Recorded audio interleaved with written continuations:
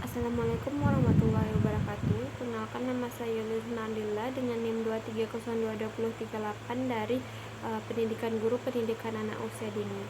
Baik, di sini saya akan menjelaskan tentang administrasi sarana dan prasarana. Konsep dari administrasi sarana dan prasarana menurut Afriansyah tahun 2019, administrasi berasal dari bahasa Latin ad dan ministro, yang berarti kepada dan melayani. Administrasi dapat diartikan sebagai pelayanan atau pengabdian kepada subjek tertentu. Secara istilah, administrasi yaitu usaha untuk mencapai tujuan secara efektif dan efisien dengan memanfaatkan sumber daya manusia dan sumber daya alam dalam bentuk kerjasama.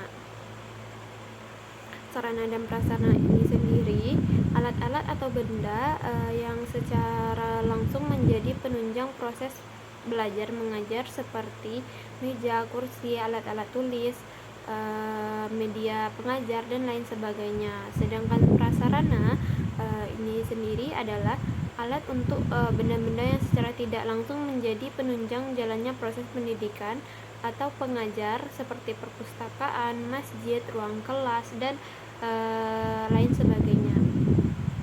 Administrasi sarana dan prasarana pendidikan ini sendiri bisa diartikan yaitu keseluruhan rangkaian proses yang direncanakan secara sengaja dan bersungguh-sungguh serta pembinaan secara kontinu terhadap benda-benda pendidikan agar senantiasa siap dipakai, ready for use dalam PBM, sehingga PBM semakin efektivitas dan efisien guna membantu tercapainya tujuan pendidik.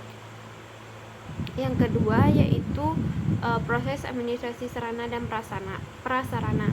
Menurut Syahril tahun 2019, ada beberapa proses dalam administrasi sarana dan prasarana ini sendiri. Yang pertama yaitu perencanaan sarana dan prasarana pendidikan merupakan kegiatan yang dilaksanakan untuk mengkontrikan sarana dan prasarana yang dibutuhkan dalam bentuk usulan kegiatan,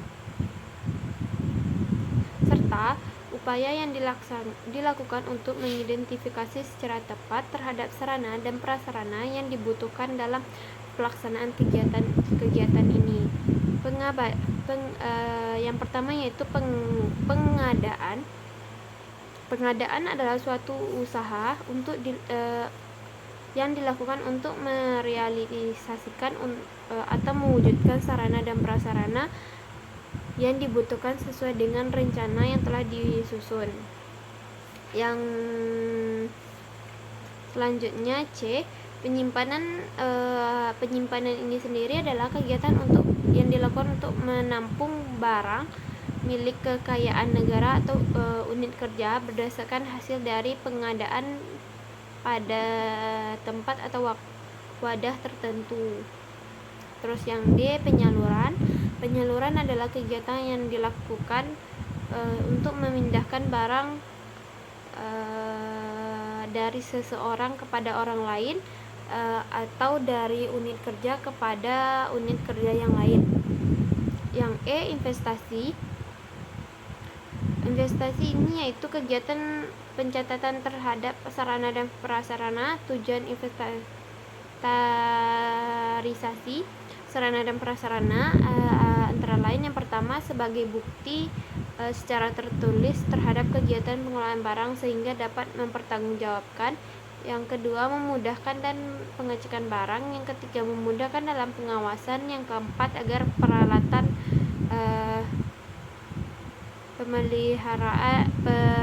peralatan tidak mudah hilang.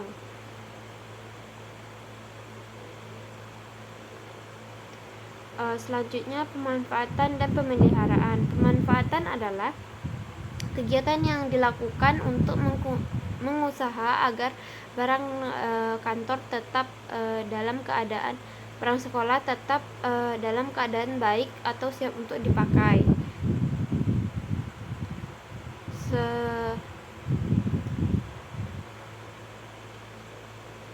Selanjutnya penghapusan. Penghapusan adalah suatu proses kegiatan yang bertujuan untuk mengeluarkan dan menghapus daftar barang tidak milik negara dari daftar inventaris negara berdasarkan peraturan perundang-undangan yang berlaku.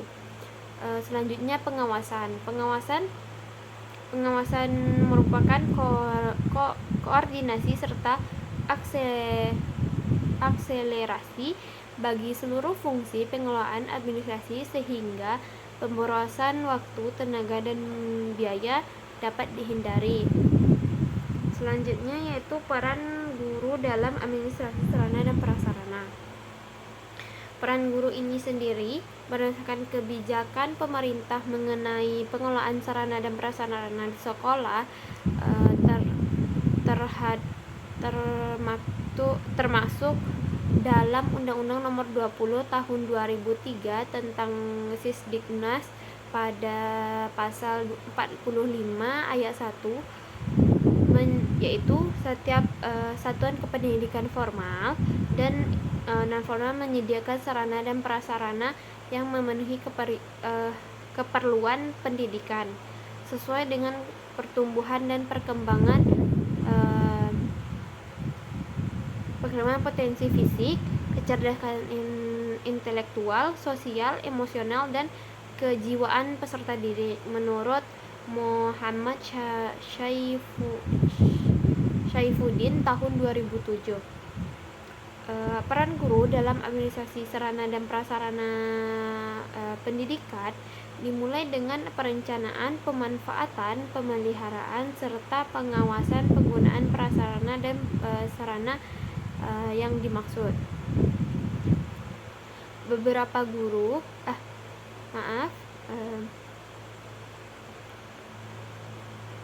peran guru dalam administrasi sarana dan sarana peserta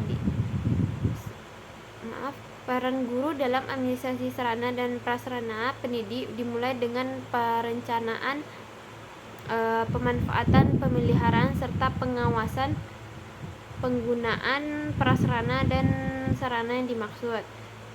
Beberapa peran guru dalam administrasi sarana dan prasarana. Yang pertama yaitu guru harus merencanakan pengadaan sarana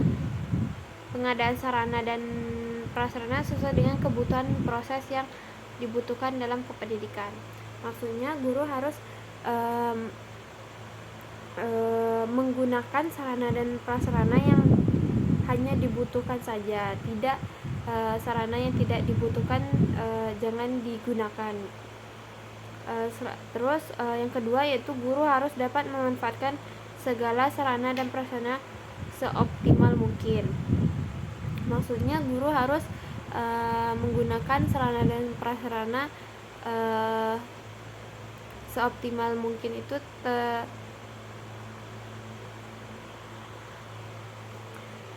lanjut, guru harus dapat memanfaatkan segala sarana dan prasarana seoptimal mungkin. Maksudnya guru harus menggunakan sarana dan prasarana sungguh-sungguh, tidak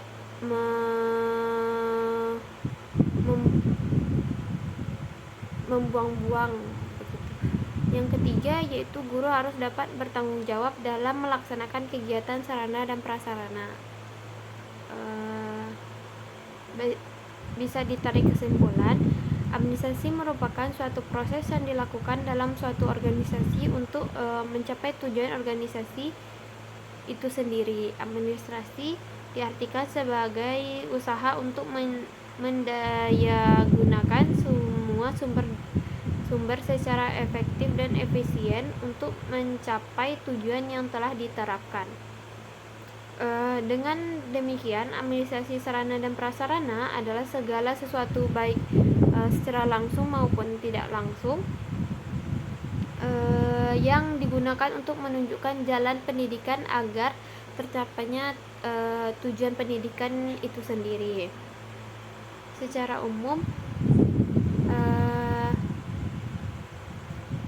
aktivitas manajemen administrasi secara sarana dan prasarana pendidikan meliputi perencanaan, pengadaan, pengawasan, penyimpanan, inventarisasi, penghapusan, dan penataan. Proses ini penting dilakukan agar membantu guru dalam mempersiapkan perlengkapan yang digunakan peserta didik dalam proses pembelajaran. Sekian materi yang dapat saya sampaikan. Jika ada salah-salah kata, saya mohon maaf.